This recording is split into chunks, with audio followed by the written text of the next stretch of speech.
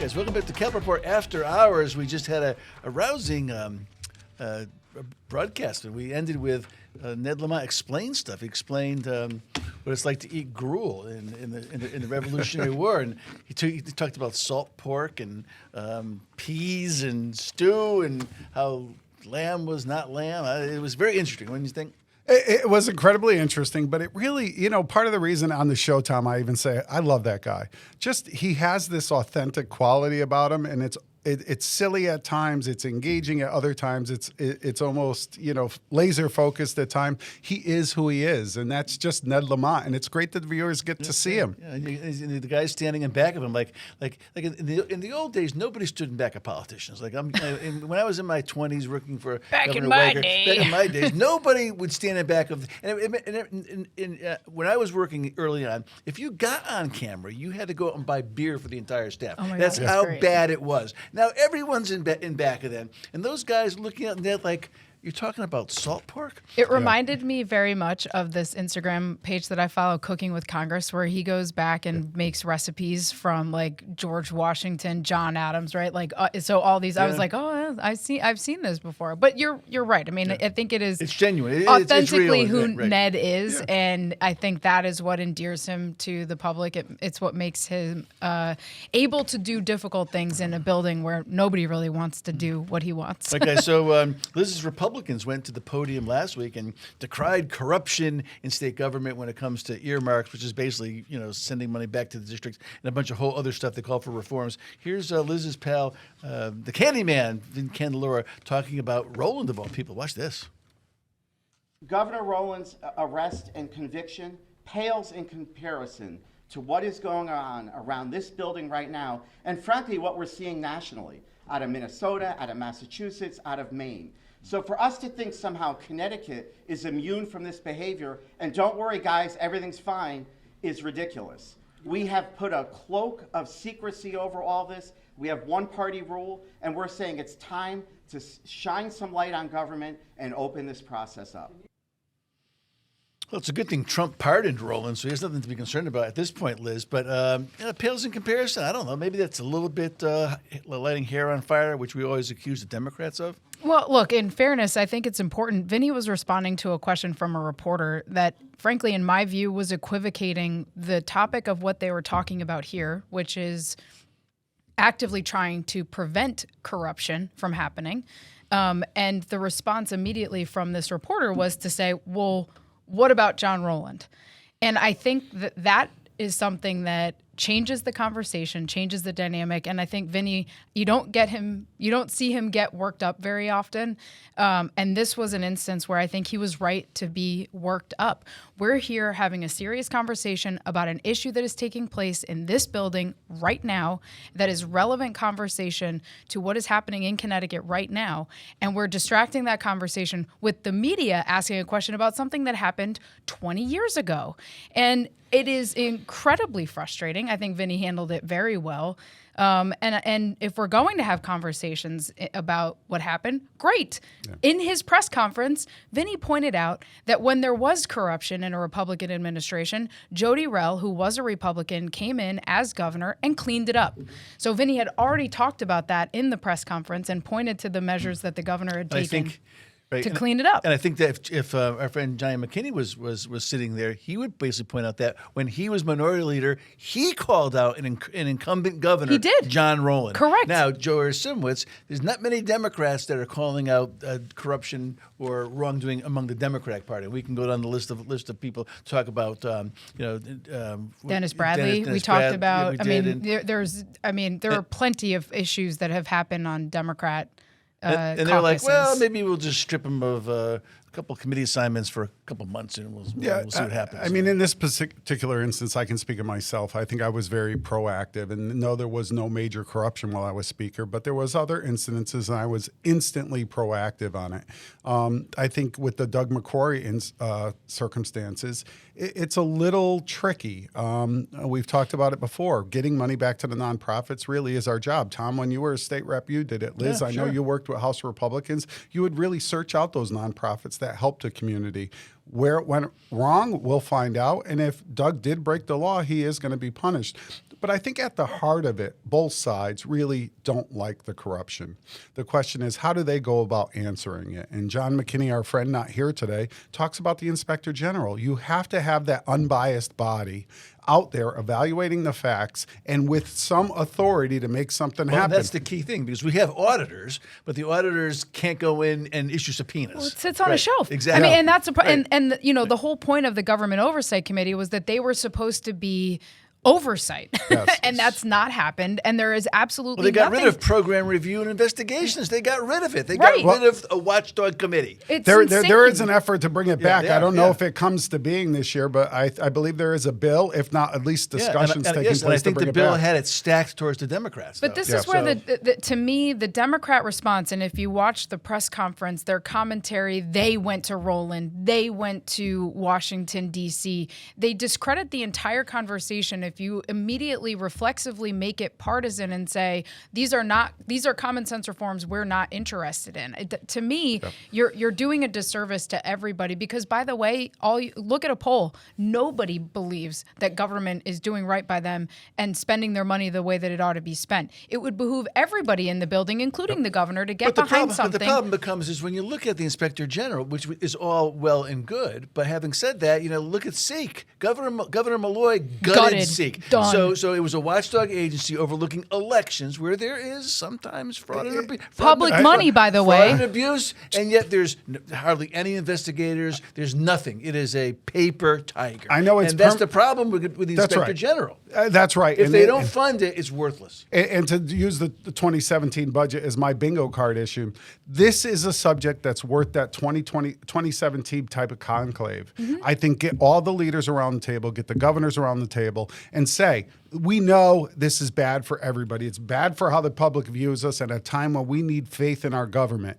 These are common steps that we can all agree upon. And that's where politically you would expect that the Democrats and the Republicans in the building would come together, because it gives them something they can go tell their voters, their constituents, they accomplished during their legislative term. Yep. This is a win for everybody. And I think now that both sides' aggressiveness on this issue is out, I'm hoping for the calmer heads prevailing, and they do come to the table, because I do think you're exactly right, Liz.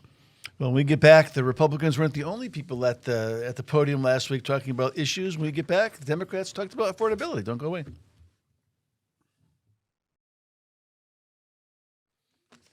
All right, guys, we're back with Capital Report After Hours for, I think, one more week at the children's table in the digital studio. I think next week we'll be at the big boys table. I back like with this, though. Back with the entire panel. Our faces are far too big, man, on this. It's not a good look for, well, I'll speak for myself. Not a good look for I'm me. counting the Hey, Joe, wrinkles as you we wanted one speak. more beat on the Candyman before we go into the Yeah, Democrats? just overall, I've been Matt Ritter, obviously a personal friend, and how he's run the chamber after I stepped down, really impressed by. But one key to that has been Vinnie Candelora as the minority leader. He's made his caucus relevant, and it is his growth as an individual. Vinnie and I worked together when I was majority leader. He was screening the bills, and he really was that policy wonk kind of guy. But stepping out in front of the caucus and doing those press avails and being credible and having the answers, just really, really impressive. I think Senate Republicans are relying more on emotions and others. But Vinnie has done an excellent job of making sure his caucus is protected in the bills, has a seat at the table in the chamber. And I just think it needs to be noted, because that job is not easy. Well, and there's been multiple conversations that they've had with in a more erudite setting of National Public Radio when they came in and talked about bipartisanship, and they get along with each other. Now they're quickly to point out that there may be stuff that we don't agree with, and we will not cut deals, and we will go to our respective corners and come out fighting. But for the most part, the bipartisanship is what separates Connecticut, I think, apart from the national political scene. And just a quick on that, bipartisanship is become sort of like a dirty word in some respects. It gives people sort of walk away from that thinking that you're giving up your team if you're working with the other side. And I think what Vinnie and the speaker have done is really show people it's not about policy agreement or unity. It's really just about how we're going to go about doing our business in this building and in this state. So it's really more of a state of mind than it is necessarily that they agree on everything, because frankly, they don't agree on very much. Well, let's be absolutely realistic. The Speaker of the House has a veto-proof majority. He could railroad the Republican Party on every single thing. But because Vinny's willing to engage in that and be such a credible messenger, he gets a lot of things. He gets bills adjusted downward, more in line with his caucus. And it's not, it's very easy as Speaker to sit up there for the 12-hour debate. You throw a deputy speaker up there, you sit in the back room and do other things. That doesn't happen. So Vinny, by doing this, I could tell everybody out there, he has more power for his caucus because he gets the changes that nobody else would. They would just get rolled by the clock. Hey, so the Democrats came to the microphone too and talked about the issue of 2026. That would be affordability. Watch this. What the Democratic Party in the state Senate about is responding to those needs and recognizing that there is a role for government in dealing with this. We believe in government. We believe that government, when it is doing what it should do, is a boon to the people's lives. Not what the Republicans say, get government off our backs. You can say that when you're wealthy and self-protected and insulated, and see government only as something that you have to pay taxes to, but you don't see the benefit from it. But for those who see every day people who are in need of the services of government, we are speaking for those people.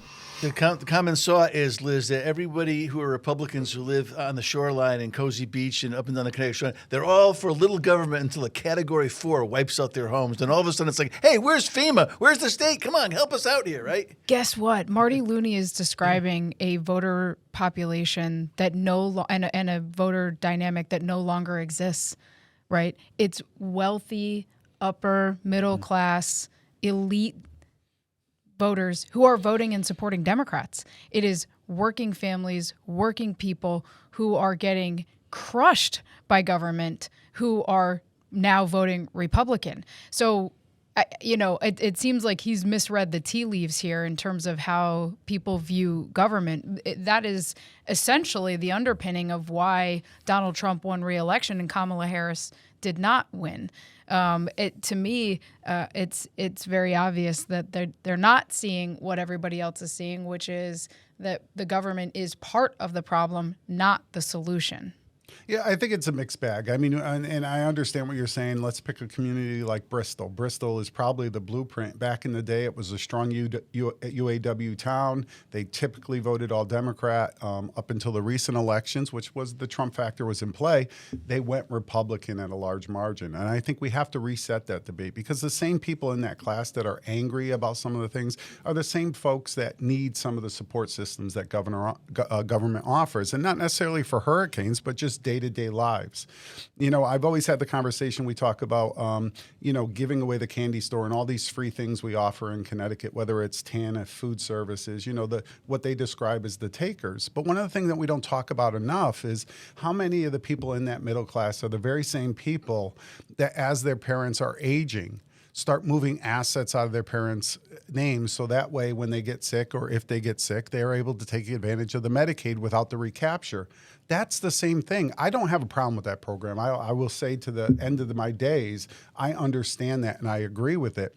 But there are multiple government services that people rely on a day-to-day basis, and to cast a shadow of doubt over government's ability to help or not is not good for any of us. I also think, though, you need to go back to sort of like, why are things here so much less affordable? And some of it is just by nature of where we are, but government intervention has played a significant part in that. When you we're talk talking about utility bills all the time. Exactly. Those are things the legislature should have funded on their own, not put on the back of the ratepayers. Correct. And the difference is it becomes a regressive tax when you're putting it on a bill, on a utility bill, as opposed to putting it as part of government funding. If this is what you believe in, then you ought to stand up and say, I'm voting for this tax to get put on and you're going to pay the bill. Stand up and defend it. Correct. Stand up and be counted. I'm shocked to find that doesn't happen. I'm not shocked, particularly when you have unchecked one-party control. And as much as when we just talked about the Vinny and Ritter conversation, as much as Vin and the House Republicans can work to try and mitigate some of these things, at the end of the day, Democrats still have an overwhelming supermajority, and they're going to get what they want. To me, I think it's also laughable. We didn't hear these conversations when Joe Biden was president, and we had inflation driving prices through the roof, right? And we had all of those issues that were taking place in Washington. We only want to talk about Washington when our guy's not in charge. And I think that's where, again, people just sort of turn a tin ear to politicians who are only talking about their opponents and not taking ownership over mistakes that their own people make. You're not credible. Or pointing out the problems and not having a viable solution. Correct. All right, guys, one more break. When we get back, we'll talk about Lamont, a little vacation to Puerto Rico with Joe Arasimowicz, the human vacation, we call him on the Capital Court panel. Guys, don't go away. Hey, with the weather the way it is, what better a topic to talk about Puerto Rico and the fun and the sun and the turquoise water. And Governor Lamont was in Puerto Rico, got a little blowback from some Democrats for meeting with a MAGA governor of Puerto Rico. Let's hear what Lamont had to say about that. She knows Connecticut very well. She knows, we have a big Puerto Rican population. She knows a lot of the legislators and things up here. So we reached out, said we're going to be there for a few days, and had a really wonderful meeting with her. Talked about tourism, talked about the JetBlue flight to and from, easy access. Talked about the fact that a lot of folks ought to come and visit Connecticut too. He probably didn't even know that she was a lightning rod, as far as being a MAGA Republican. He probably had no idea. Who cares? Yeah. I mean, we talked about last week when Eva was here. But Eva cares. But care. what was interesting was when we talked about the conversation with Eva last week about not going to the White House, and then the governor goes and he's talking to another governor. And I did bring this up last week. I'll say it again. Outside, Connecticut has the highest percentage of Puerto Rican residents outside of Puerto Rico. This is an important relationship for so many people in our state. It's an important relationship for the economy of our state, and it's an important relationship for Puerto Rico. If the governor were to do what the people in his party want him to do, which is to never speak to anybody who's got an R next to their name, nothing good would happen for this state, and good for him. More of that, please. Yeah, and I think he showed that on multiple issues, whether it was transportation issues. He's one of the first ones to go down and start meeting with the Trump administration, both previous administration and this. Absolutely. I think on the expansion of natural gas, he went down to meet with them. He embraces those conversations. It's no different. I didn't cross paths with him in Puerto Rico. We were both there at the same time. But that's an incredible island with incredible people. So many of our Connecticut residents, I think 400,000 plus, are from Puerto Rico. The legislature just last year enacted the Puerto Rican-Connecticut economic bill. Like, they're an important partner. We expect this of Ned Lamont as people who believe in government. I think the party loyalists that want to throw stones, it's lost. It's lost. We want a governor that will meet with anybody that can provide solutions, find that common ground, and come out the other way with a solution. And that's why I think Governor Lamont has no competition in this upcoming election, because of those very steps he does. Also, a really important political point, though, and we talked about this a little bit last week, too. There is a very conservative Republican governor of Puerto Rico. Mm-hmm. Republicans themselves will continue, and the conservative movement will do a disservice to themselves and the party and the country if they continue to malign Puerto Rico and Hispanic voters. In Puerto Rico, they have elected a very conservative Republican governor. That's it. That's the tweet. Well, and Trump's doing enough damage to that community on his own with some of the ICE implications. The whole Bad Bunny thing we talked about last week. The fastest growing voter bloc to Republicans are Puerto Ricans. Well, Hispanic but in general, but yes. Exactly. Yeah. And there's a guy that goes on. I mean, he's beloved in Puerto Rico. Beloved. He's given so much back to that island. And so what do the Republicans think to do? Well, let's not this Republican. No. Yeah. But everybody runs out and sees Hamilton and raves about it, which Lin-Manuel, who went to Wesleyan University right here in Connecticut, and proud Puerto Rican heritage, right? Like, they are a part of our community, and good for Ned Lamont. Yeah, 100%. And I think he should continue to stand tall on that, and which he did. Yeah. And it is not something, frankly, that he should have to defend. But I'm glad that he had something to say about it, and he did defend it. Liz, I always wonder how you see it from your side, but you know how Ned really straddles this line, and he's not afraid to stand up for it. It's not something we typically see in governors. Jody Rell was an example of it. You know, they tend to retreat back to those party corners, I'm going to but tell he's you so why. resistant. I'm going to tell you why. Yeah. Because Ned Lamont is not concerned about running for the next thing. Ned Lamont is perfectly happy Same being with governor how of Jody Connecticut. was. Governor Rell was not looking to position herself for the next gig to run for something else. And I think what we see consistently, whether it's Chris Murphy or anybody, William Tong, people who are using their platform as an opportunity to create political coalition for themselves and are more concerned about that than they are about doing the job they've been elected to do.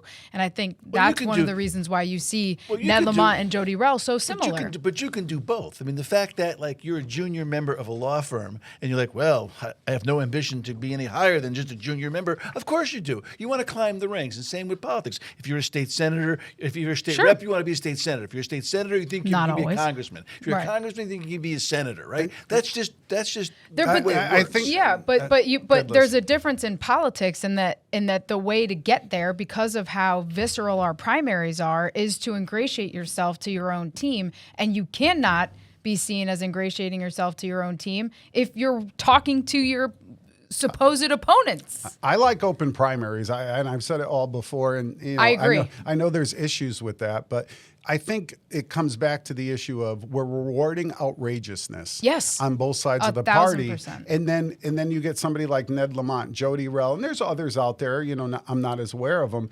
That it becomes a more difficult road if you embrace that. Look at the 2017 budget. I'm sorry to mention it again, but both Themis and I. Our very next elections were razor thin. I went to a recount. I thought my district would love the fact that we did a bipartisan action. We threw the governor at that time out of the room and did something that was good for the state. But then I went to a recount against somebody who was on the ballot for 2 weeks. We got to stop rewarding the outrageousness and embrace. Well, fundraising basically it kind of makes that a little bit more difficult, because now I don't think Ned Lamont, well, we know, he's not concerned about saying something and then sending out an appeal. Look what I just said about President Trump and send me $5 through Act Blue. It doesn't exist. But in CEP world, right, which we have, where you have citizens election program that's funding campaigns, you similarly don't necessarily need that extremism, and yet we see it constantly from Senate Democrats in Connecticut in particular, right, where they don't need the money for their own coffers, but they have political ambition. And what gets you views, what gets you opportunities in the media, it's when you say things that draw attention, and it is never things that are... yes, it's important for me to sit down on my other side. And you're in the business to know a lot of this stuff is tested. It's all tested. Yes. You know the buzzwords that bring in the money. You know that they bring you the analytics the next day from your mailing, what words worked, what people gave, and how much they gave. It's a science. It's not anyone think it isn't. It is immediate. It is. All right, guys, a great conversation. We'll be back next week. I think with a full panel, guys. Huh? Full panel. Sounds good. Thanks. All right.